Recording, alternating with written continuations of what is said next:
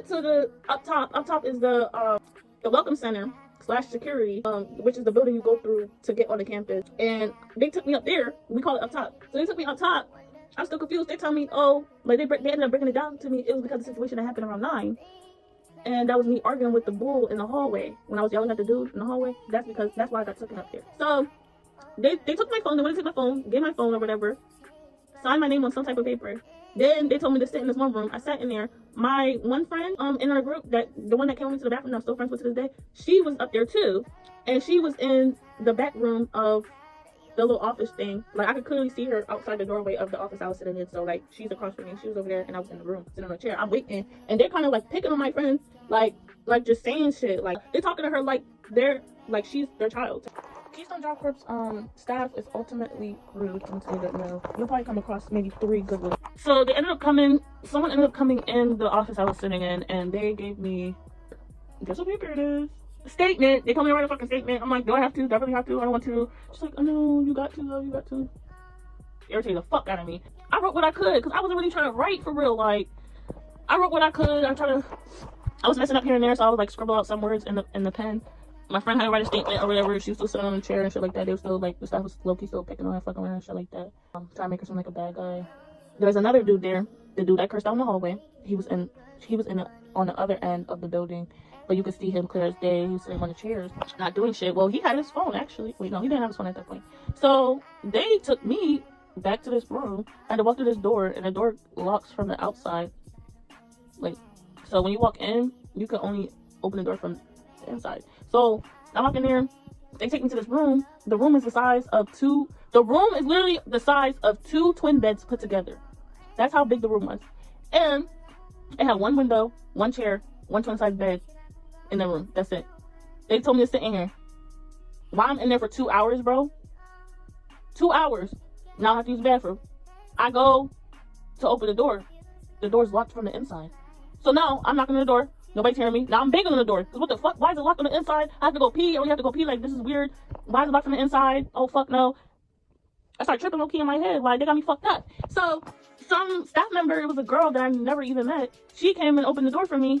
And I was like, I have to go to the bathroom. The door's locked from the inside. She was like, oh, like she had sympathy for me or whatever. She was like, oh, I'm sorry for that. That's weird.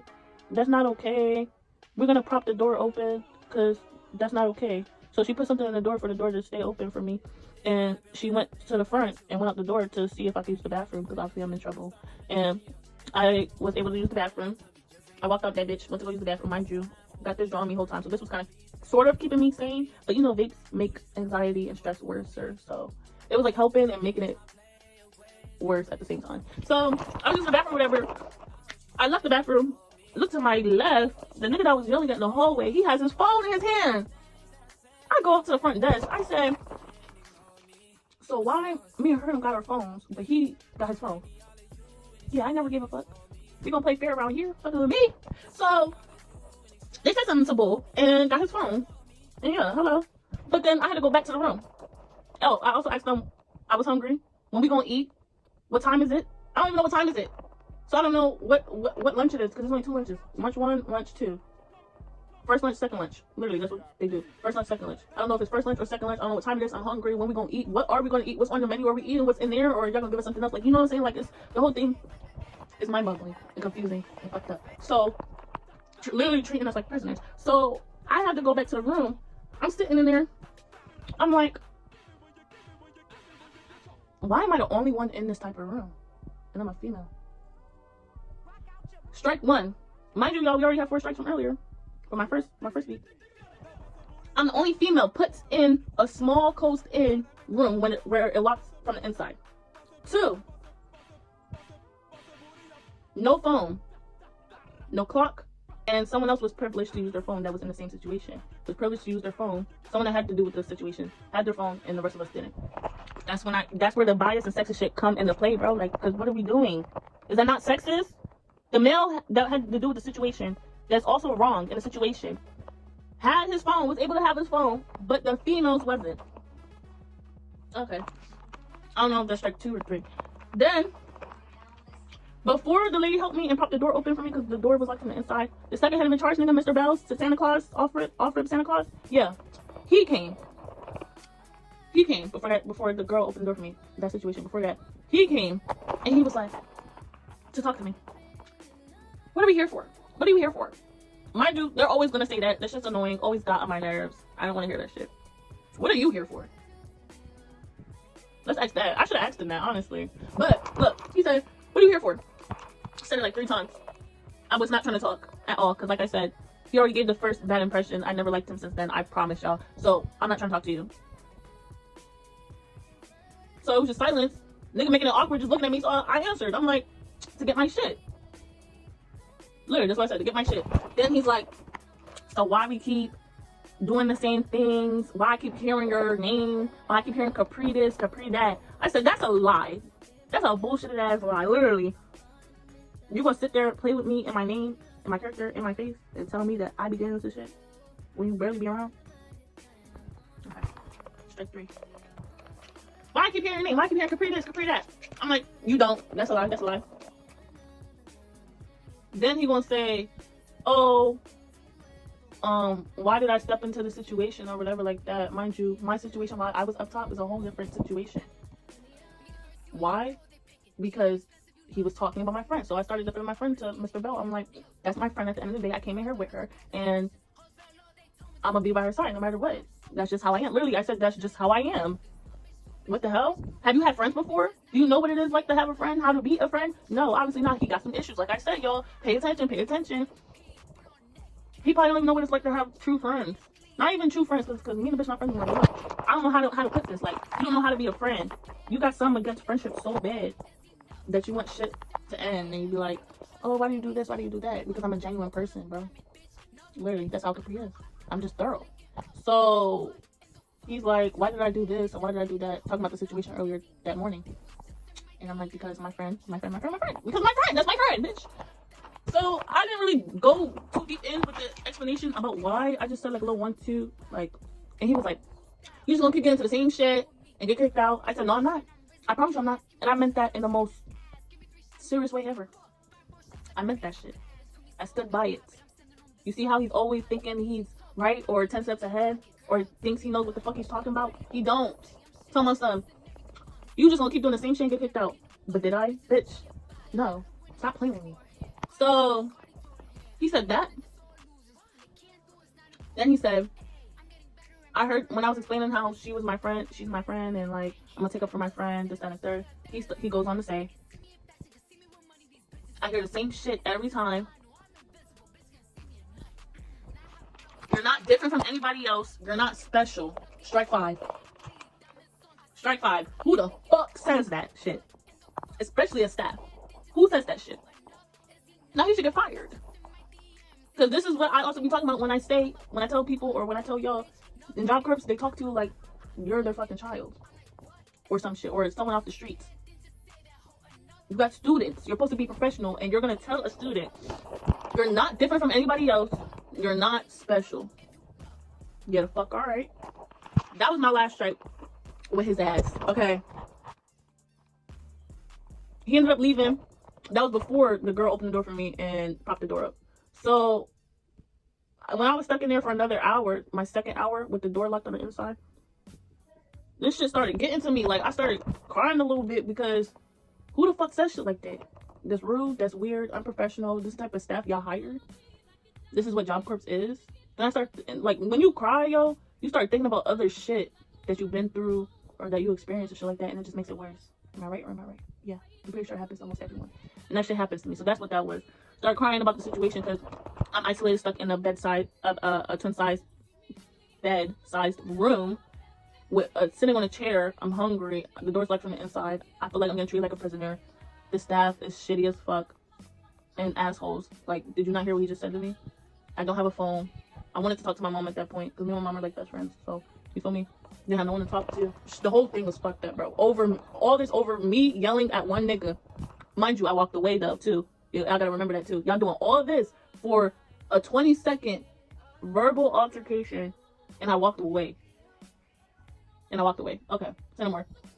So y'all, I was stuck up there in that room for 4 hours, from 9 o'clock in the morning till was it even 4 hours? I don't know. From 9:30 o'clock in the morning to 3:30.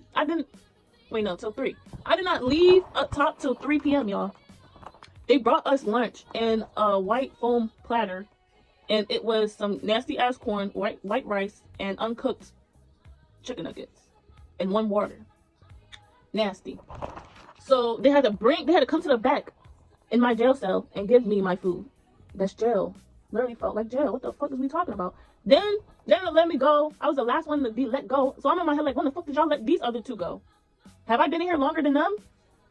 Mind you, I ended up taking a nap in that room too because I was crying too much. I'm like, I need to go to fuck to sleep. Like, something need to give. I don't have nothing else to do. I don't have a phone. I'm bored. I'm isolated. I'm crying too much. I ended up taking a nap. I'm like, have I been in here longer than everybody else? When did y'all let go the other 2 people that was up here too?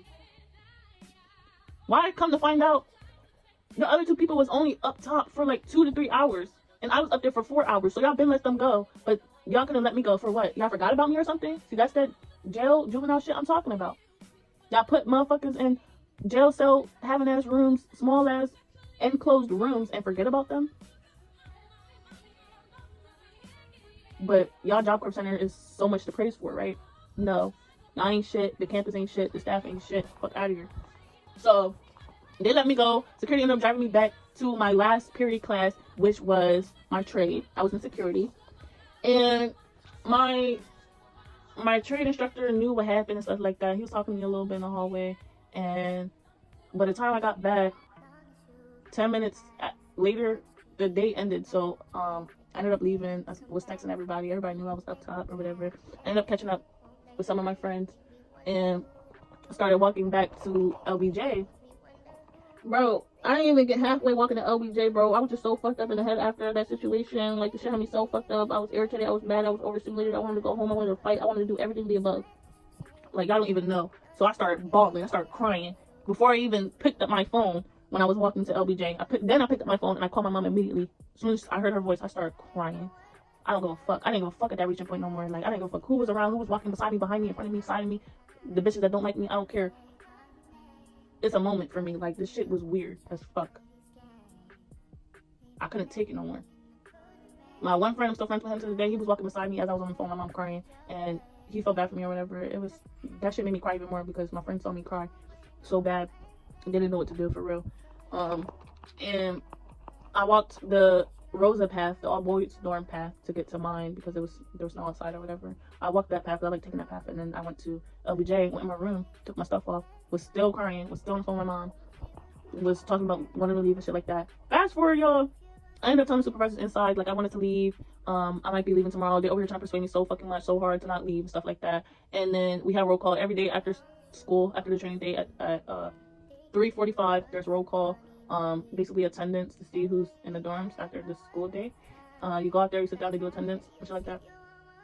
And mind you, I had just got done crying. I came to roll call maybe 5 minutes late, and I still came to roll call, and I was still in the midst of crying. So, like, you could tell in my face something was up. Like, my nose was red, and I was just done. And the bitches I didn't like was looking at me like, go ahead, bro. Like, I'm going through something. So I ended up going back in my room after that. I ended up leaving early because I was about to cry again. And then I was just crying bad. Then my roommate came in. She was giving me a hug. I ended up going to the supervisor because they wanted to talk to me because I told them that I wanted to leave. And they over here trying to talk to me, give me like a life talk or whatever, shit like that.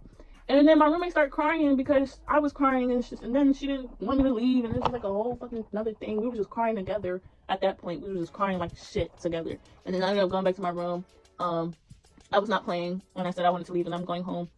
There's another room, there's a separate room in each hall of the dormitory, and that's where everyone keeps their suitcases at, because you can't put your suitcase in the dormitory. I don't know why when we have a closet for the damn suitcase, but okay. There's another room for that, so you have to leave your dorm room to go get your suitcase. I went to go get my suitcase, came back in my room, started packing my shit. I was not playing, and I told everybody this. Half of my male friends thought I was playing when I said I was going home, so they didn't take it seriously. But the next morning, I had the whole shit planned out by the next morning. The next morning, I ended up going to my trade. I did my, I was following my schedule the next morning. I literally wore what I wanted to wear. During the training day, you have to wear your uniform of your trade. I did not wear my uniform. I was the only one not wearing my uniform. I was wearing leggings and a jacket. I was not playing. I didn't give a fuck. I felt so happy to have worn what I was wearing because I was free of them khaki school pants that I had. to wear. And everybody was just wearing a uniform, and I'm like, I'm not wearing my uniform. It was like those type of moments. And I went to breakfast. We had a meeting, I think, and I went to academics. I went to my first period and my second period. By my second period class, that's when my dad came. And because none of the staff knew that I was leaving, it made my process longer, because I thought, oh, because like when you have your ride and your ride come and get you at Job Corps, you could just leave. Like, tell them you'll get a ride by security and you could just leave. No. With this situation, because I was leaving for good and it was out the blue and they didn't know my parent was coming to get me, they had to make phone calls. The principal, like I said, had to make calls and shit like that. And it made the process a little bit longer, so they had my dad waiting like half an hour, literally half an hour. I was saying bye to 2 people that I knew that was in academics, because everybody else was either at the trade or, you feel me? So everybody, like, yeah. So I ended up leaving. Half of the staff didn't believe me, but yeah, it is what it is. I left. I was happy about it. They told me to sign some papers. When they took me up top, I had to sign some papers, like maybe 3 papers. And I didn't even read them shit, so I didn't give a fuck, bro. I was just so focused on ready to leave, and I left. Simply like that. I just left. And that was the end of it, y'all. Ever since I left Job Corps, I still think about it. I still think about moments sometimes. I still talk shit about it sometimes to different people. It's always, I feel like it's always gonna be a topic, because when I first started doing Job Corps content on TikTok, it don't stop. Like, as long as the post is up, I'm always gonna get comments and comments and new comments and new comments and questions. Like, whether it's people talking to each other in the comment section or whatever, I'm always gonna still be around the word Job Corps.